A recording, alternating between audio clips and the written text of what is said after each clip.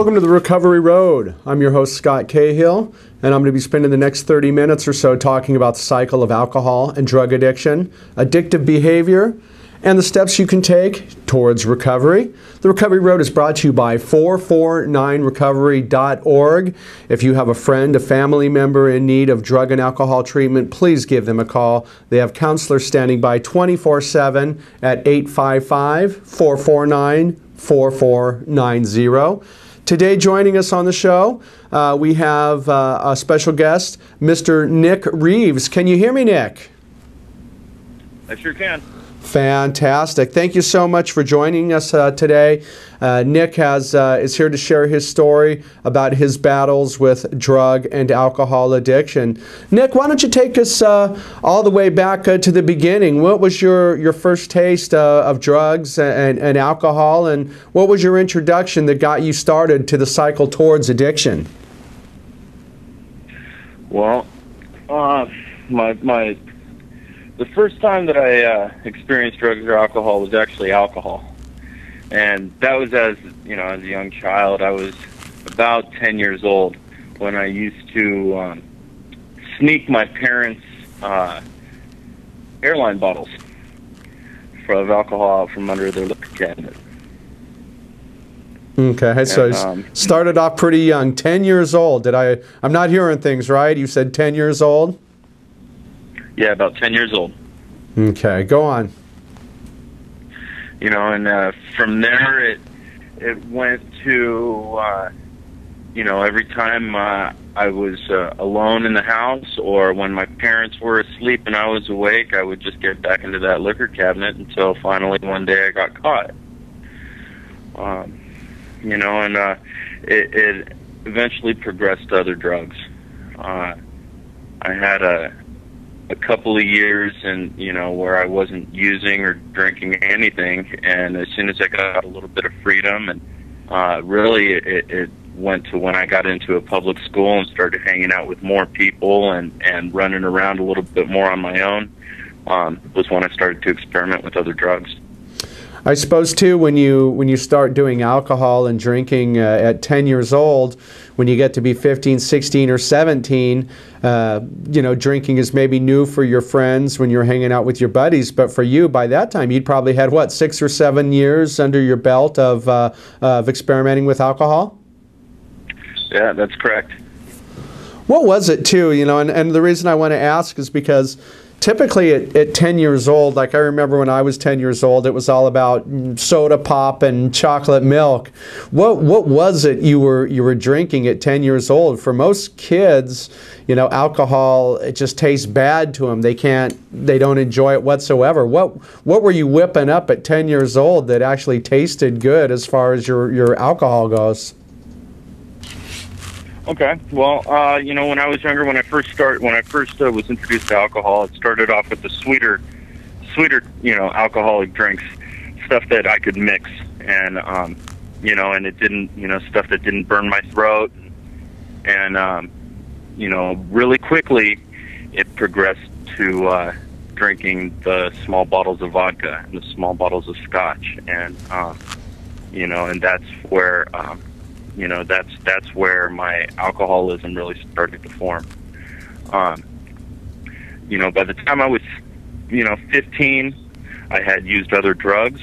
I had gone on to drugs like LSD, mushrooms, marijuana, and then immediately I ended up using methamphetamine. I used methamphetamine for many years. When I was 15, 16 years old, a lot of my friends, they weren't really using anything. Some of them were drinking on the weekends when we would go to parties, and and then that was that. The times that they were away from their parents was the times that they would use or drink anything. And me, I wasn't able to control that. As soon as I would pick up a drink, I would immediately go to other drugs. And I would be the guy that would go to the parties with everybody, and I would sneak into the bathroom, and I would do a line of cocaine, or I would do a line of meth, and I would come back out, and I would continue to drink, and drink more, and drink more, until I would black out, or I would get in a fight with somebody, and it went from having a whole lot of fun to 20 minutes after I got to the party to being completely annihilated and just completely out of control.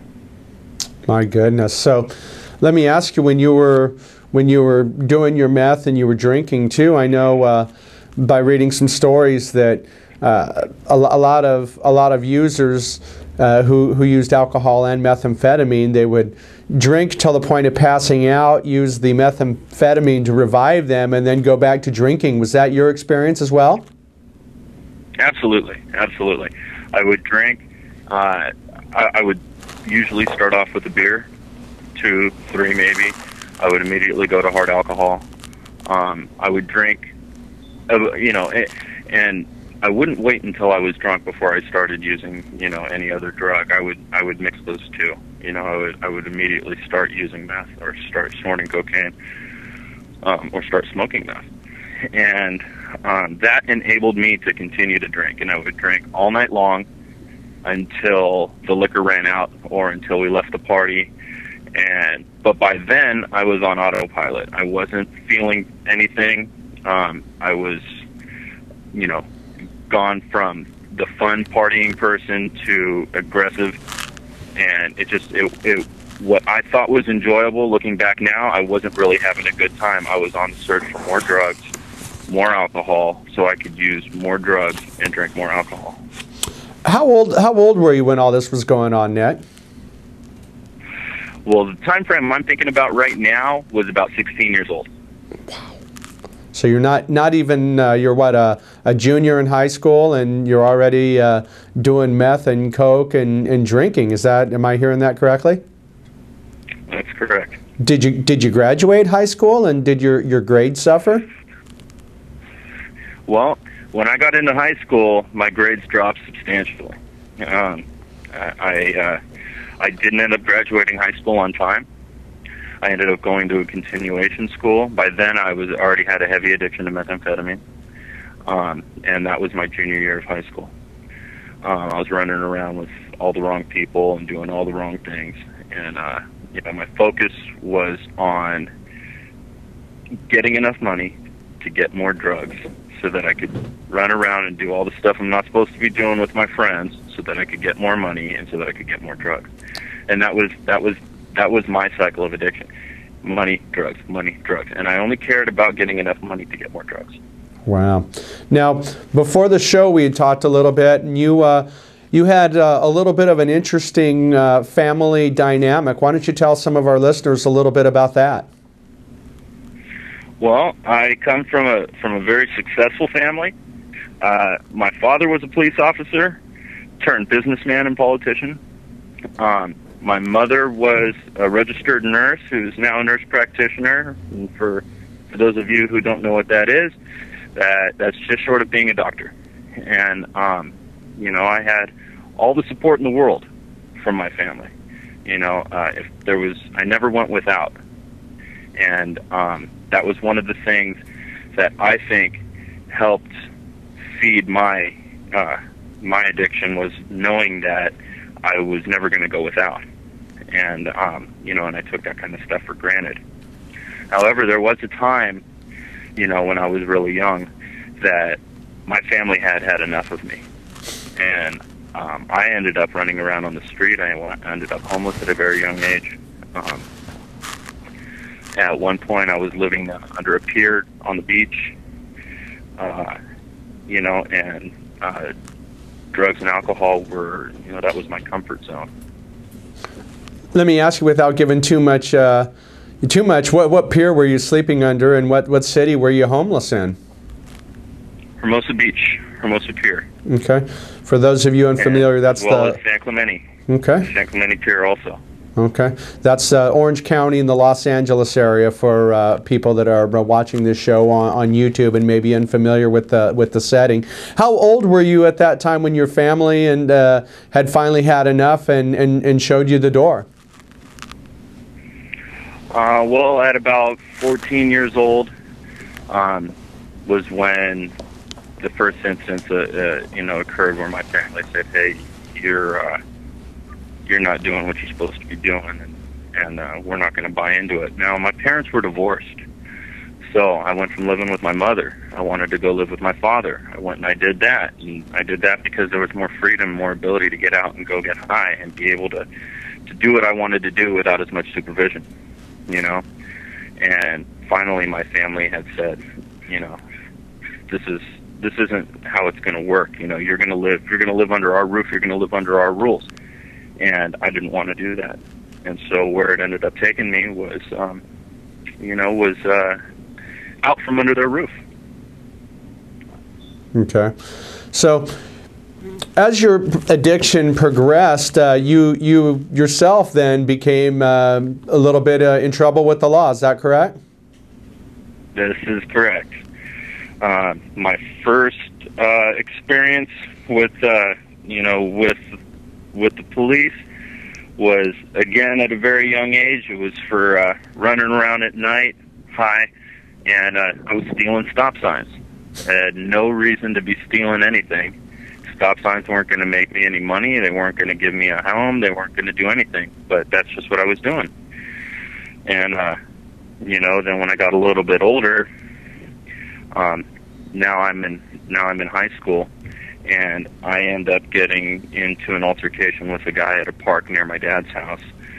It all started out with him wanting me to get him drugs, I didn't really care too much for the guy, so I just kind of told him, yeah, sure, okay, I'll get it for you. And then I never showed back up. Well, when I did come back over by that park, when I was, going to visit a friend, he was up to no good with a girl over at the park, and it happened to be my friend's little sister. And it wasn't, it was something that was being done against her will. And, and without thinking, I ended up, getting into a fight with this guy and really, really hurting this guy. And, at that age, I was, like I said, I was running around with the wrong crowd, and so by that time I had carried a handgun with me. And, I ended up going to my car and pulling out that handgun and taking it a little bit too far. And then, I wasn't thinking. Sure. What I should have done was stop the crime from happening and ran to a phone, got an adult, got somebody that could do something about this, but I didn't. I decided I wanted to take the law into my own hands, and I ended up putting this guy in the hospital and almost killing him. And, so I spent a little bit of time in jail over that. Yeah, and pardon me for interrupting you too, Nick. It's a story that we hear all the time, basically, when you start getting involved with heavy drug use.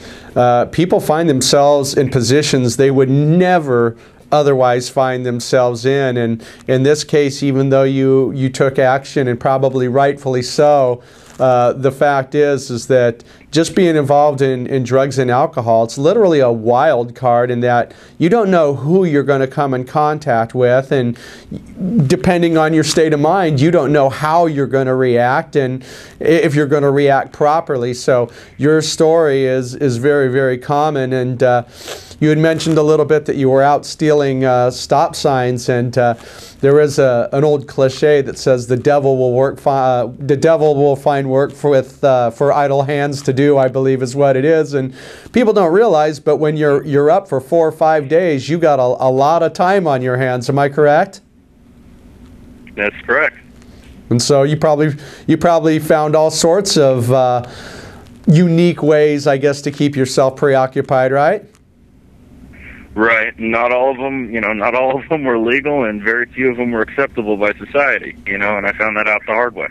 Yeah, absolutely. And as much as you'd love to think that it's maybe you and your friends playing Yahtzee for a couple of hours, the truth is actually generally far, far different than that. So you find yourself in jail then. You find yourself a drug addict, an alcohol addict. Were you still using in jail? Were you still able to get drugs while you were in jail? At that time, at first, no. I went into jail. I was released from jail with the understanding that I would enter into a 12-step program, and that I would stay sober. And so that's what I did for quite a few years. Okay. I went into a program. I was released from jail. I got involved in a 12-step program, and I went through my probation, and I did my drug tests, and I fulfilled everything that they wanted me to fulfill, and I was released from probation, and had to pay some hefty fines, and then I was okay there for a couple of years. But it only lasted a couple of years. As soon as I was off probation, I stopped working a program. I stopped going to meetings. I stopped calling my sponsor. And it was only a matter of time before, the cycle started all over again. Okay. Well, I have a little bit of time here, Nick. I did want to remind people that are listening to the show or maybe watching the YouTube video, if you have a friend, a family member, maybe yourself, need help with drugs and alcohol, please go to 449recovery.org. That's 449recovery.org. Or please give them a call. Once again, they have counselors standing by 24/7 to help out. That number is 855-449-4490. Once again, that's 855-449-4490. Okay, so you had a couple years then when you were clean and working the program, and you thought, oh, well, I guess I'm done with it, and you kind of got off of there. And how long did you think when you stopped working the program from the time you went back to drugs and alcohol? A, what was the time frame? And B, were you watching a baseball game and you had a beer, or did you just do a full relapse? And what was it that triggered your relapse, and what did you relapse to? Well, I had about,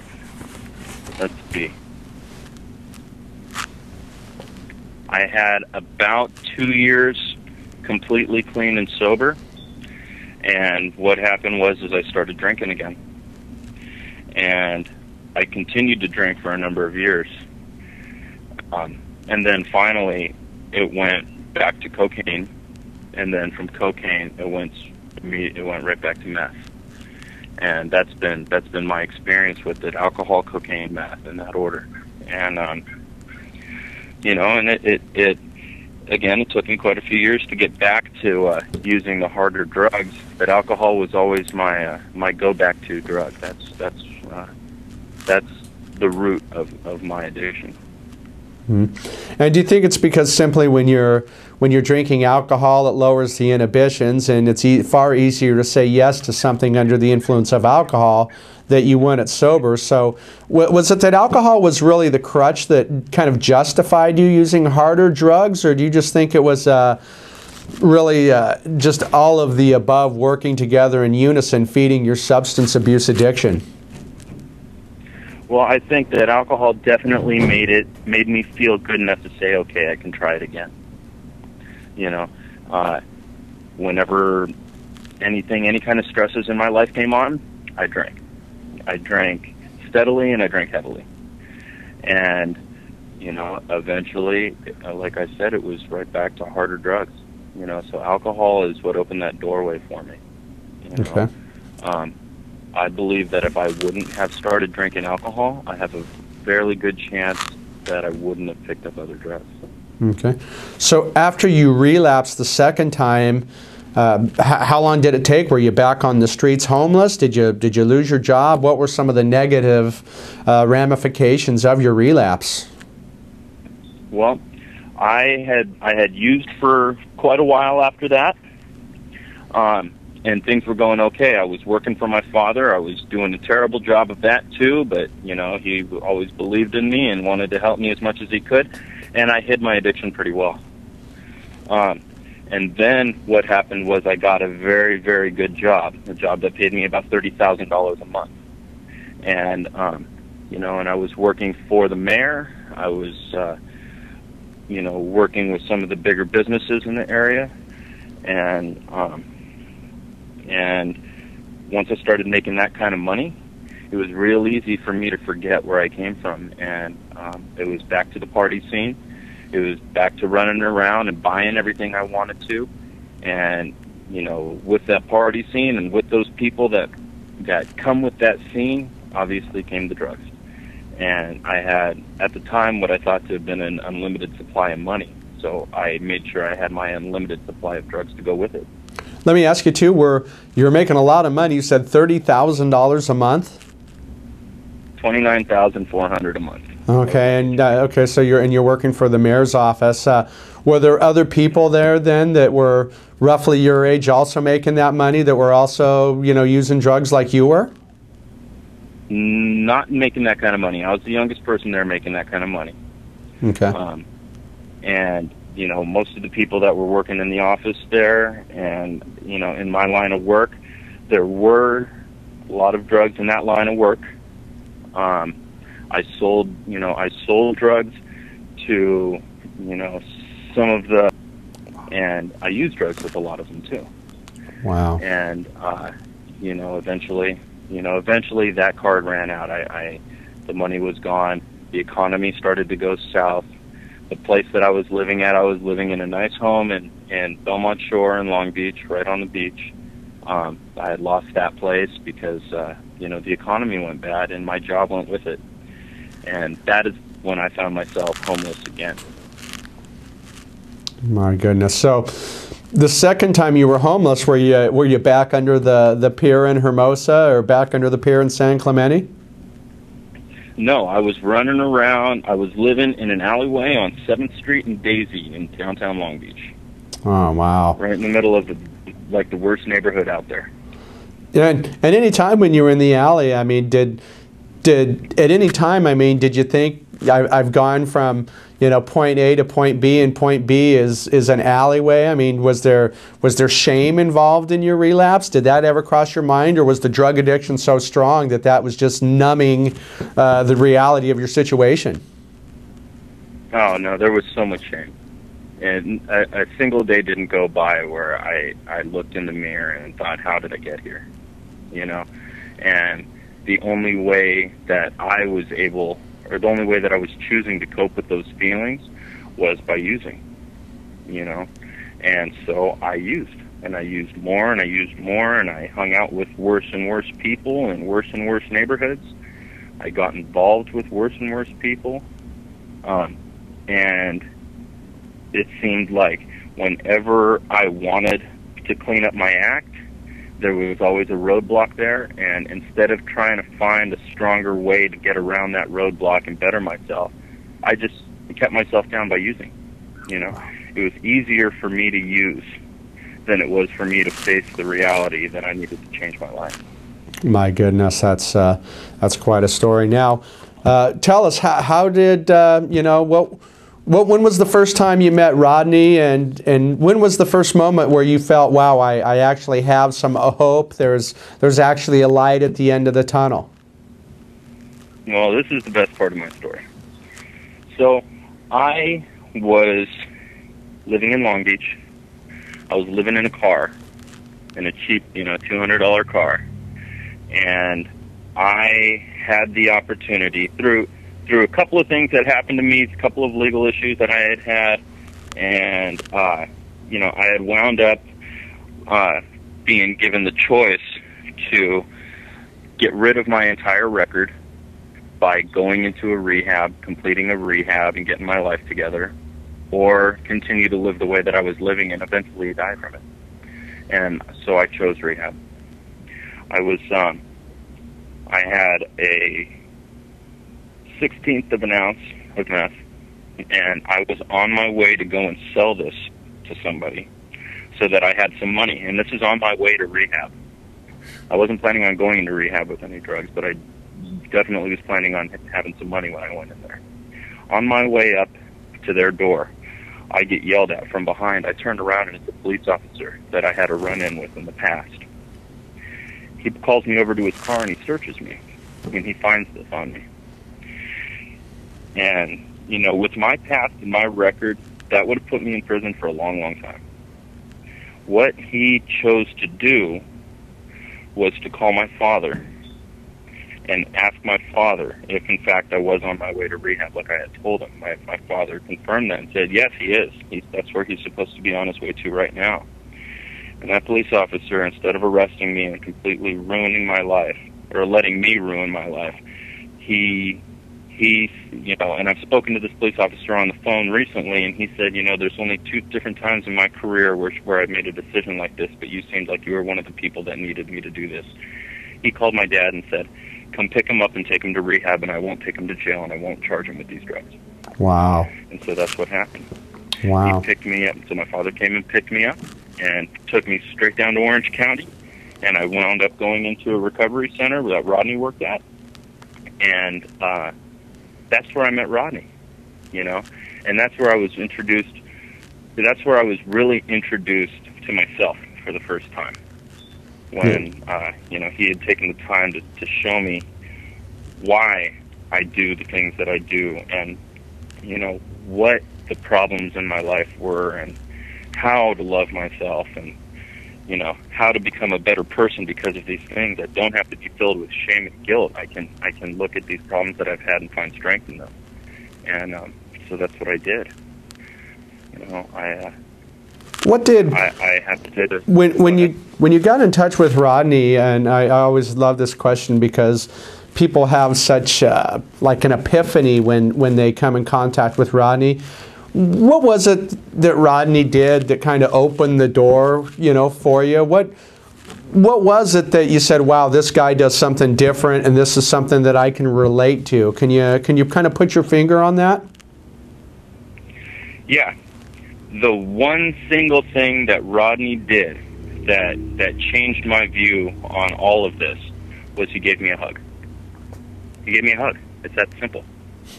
I didn't have anybody that loved me like that, And this is a man who didn't even know me. He gave me a hug, and he looked at me, and he said, I understand. You don't have to live like this anymore if you don't want it. And I broke down. I broke down. Wow. I went into that rehab with, every reservation a person could possibly have towards getting sober.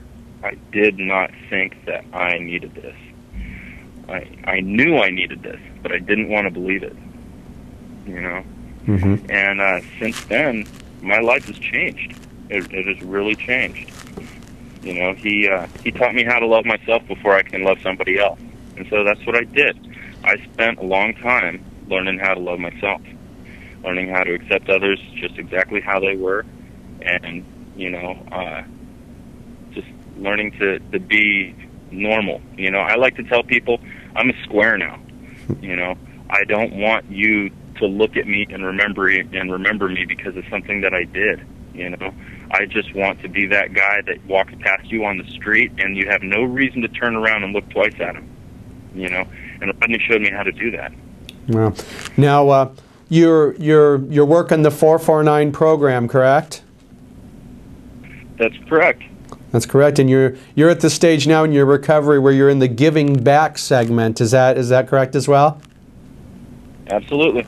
What do you do when you see other people now, when they walk in to 449 or you work in a meeting or something and you see the guy that comes in that reminds you of you? What's your reaction now when you see the same poor guy that was in your shoes? Well, the memories come flooding back. And, I listen to these guys share, and I listen to them, tell me their experiences, and I completely relate to them, and, what goes through my head is, wow, if this person could only see what kind of life he or she can have if they just put in the work, There are people that I've seen come through, the rooms of 12-step meetings and come through rehabs, that I've worked at, and even right now, some of the people that I've met that work at or that attend 449, some of these people really had it bad, and some of them didn't have it so bad, but they're going to have it bad if they continue to live the life that they were living. You know, and that's when I get a chance to tell them my experience. And I get to sit down and I get to be what Rodney was for me. I get to be one of the guys that just listens and understands and gives them a hug and tells them, listen, it doesn't have to be like this if you don't want it to. That's fantastic. You know, two things, because we're running out of time, Nick. Once again, what would you tell somebody? You know, our show gets archived, goes to iTunes, going to go to YouTube, it's going to go all over the internet. So, you know, who knows when somebody in need is going to be, you know, listening to your story or maybe watching it on YouTube. If you had one thing to say to somebody that is suffering from drugs and alcohol and that same cycle of addiction that you went through, what would you say to them? I would have to say, listen to my story. It doesn't have to go on. We make our own decisions, but we can also choose to live a better life than we have in the past. And there are people here that want to help you, that live their lives to help you. You know, in my case, I'm graduating college. I'm an intern counselor at 449 now. My life is better, and it's because of the hard work that we put in and the trust that we have in, you know, for me, it's in a higher power, and because of people like Rodney. We're out there. If you need help, please call, please stick your hand out or walk up to us when you see us and say simply that, I need help. We're here to help you, and that's what we want to do. That's what we love to do. Fantastic. Hey, Nick, thank you so much for coming on and sharing your story. I'll tell you what, keep us updated on your progress when you graduate and when you get your degrees and stuff. Please feel free to call in, because we love to hear updates from all of the success stories that have come through 449 Recovery, and all of the success stories that you know, really come through the contact with Rodney and Rodney providing that guidance. Okay? Okay, I will. You know, and if I could say one more thing. Sure. Rodney saves lives. He really does. He saved my life, and he saved many others. If there's anybody that can get through to somebody, it's him. So, you know, the people out there that need it, give us a chance. They're out there. All right. Hey, once again, thank you so much, Nick. You have a great day.